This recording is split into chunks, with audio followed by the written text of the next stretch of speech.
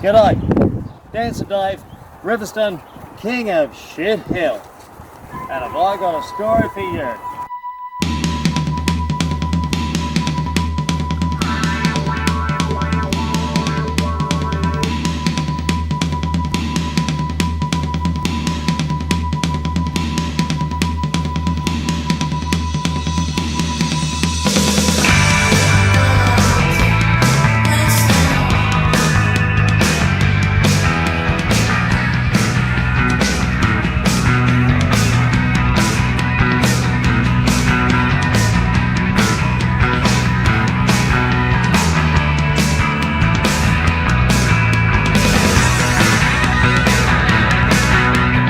In case no one has ever noticed, the genius behind having so many doubles for the Beatles meant there could be no fixed image in anyone's subconscious. There were a number of images floating around our heads, so no matter which one we saw, we were able to associate it with them. And because there was no fixed image in anyone's head, they were able to get away with so many doubles, even when it got beyond ridiculous. However, no one took advantage of it more than Jimmy Savile, who played Paul McCartney on numerous occasions between 1963 and 1980. In fact, coming up in 1980 and the album cover for McCartney 2 were pretty much his swan songs. McCartney plays every male in this film clip except the one paired with his wife. Broke into the palace with a sponge and a rusty spanner. She said, I know you and you cannot sing. I said, that's nothing, you should hear me play piano. Exhibit A, Exhibit B. Exhibit A, Exhibit B. And the drummer's wearing a similar mask. I mean, look at the drummer's eyes. Rocky looked better after he said, "Yo, Mickey, cut me."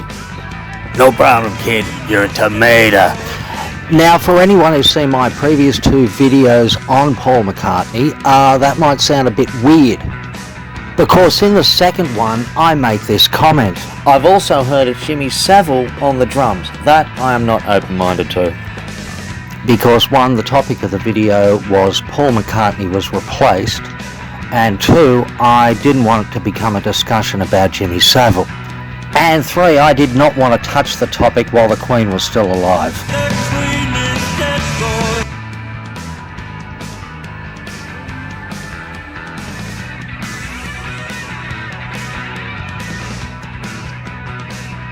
Also, if you look at the album cover for McCartney 2, it's the same expression he was pulling back in 1963.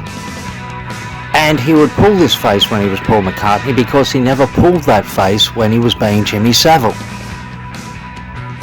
Anyway, it's the nose, the chin, and the pitch black eyes that give it away. Especially the nose, because you can add on to noses, but you cannot take away.